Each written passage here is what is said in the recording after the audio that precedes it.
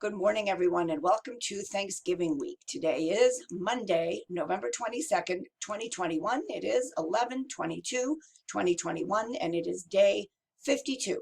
Please stand to salute our flag. I pledge allegiance to the flag of the United States of America and to the republic for which it stands, one nation, under God, indivisible, with liberty and justice for all. Please join me in reciting the Aborn School Pledge. I respect myself. I respect others. I respect my school. I am ready to learn. Please be seated for the morning announcements. Mr. Higgins is in the building today. I don't have him assigned to a classroom, so if you need him for any reason, please let me or Miss Leah know. Fall Walk fundraiser pledge sheets are due tomorrow. Please give them to your homeroom teachers. Teachers, please hand them off to Miss Leah. So let's talk about Thanksgiving 400 years ago. That was the year that the Pilgrims allegedly shared a meal with the Wampanoag Native Americans in this area. What was on their dinner table 400 years ago?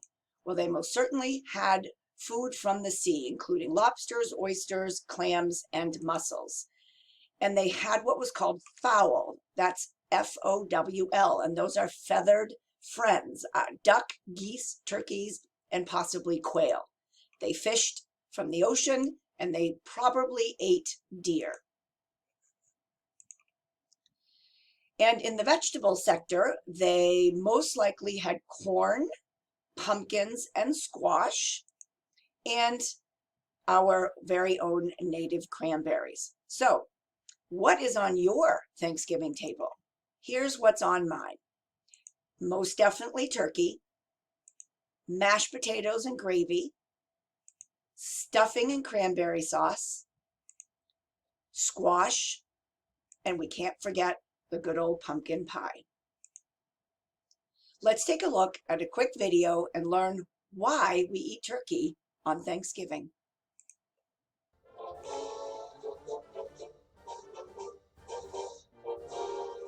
For a lot of Americans, the best thing about Thanksgiving is the food, and no Thanksgiving meal is complete without, that's right, turkey. But why turkey exactly? How did this strange bird come to dominate the dinner table? Well, turkeys have a lot going for them. For one thing, they're big enough to feed a family. For another, they're not usually raised for their eggs like chickens are. In the old days, that meant that turkeys were more expendable, which in turn made turkey meat relatively cheap. The fact that wild turkeys are native to North America made them a natural choice to be served at early Thanksgiving celebrations, but that doesn't mean they were always the most important part of the feast.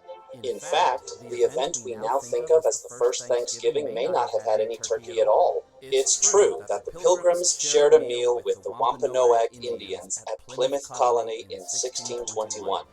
But all we know for sure about the menu is that it included deer and fowl. That fowl might have been turkey, but more likely it was ducks or geese. What's more, that 1621 meal didn't exactly start a trend. Throughout America's early history, some communities did hold ceremonies to give thanks for the fall harvest, and over time the common turkey did become a popular centerpiece for these occasions. But the so-called first Thanksgiving was largely forgotten about until the 19th century, when various local traditions inspired the idea of a national celebration. For more than 30 years, a writer named Sarah Josepha Hale advocated for Thanksgiving to become an official U.S. holiday. Her efforts finally succeeded in 1863 when Abraham Lincoln issued a presidential proclamation. Only then did people begin to think of Thanksgiving as a uniquely American observance. The story of the Pilgrims became closely connected to the holiday, as did, well, the turkey.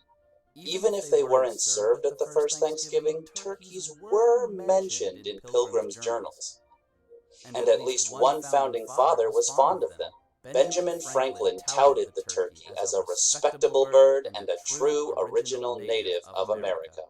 By the end of the 19th century, people across the country were calling the holiday Turkey Day. Symbolism aside, it was practicality that ensured the turkey a permanent place on the Thanksgiving table. Through the years, they've remained affordable. They're big enough to feed a family with plenty of leftovers. So now you know. Happy Thanksgiving week, everybody. It's a short one. We'll have dismissal on Wednesday at 11:15. No lunch will be served that day. A message will go out to families reminding them of that. Have a wonderful Monday, everyone.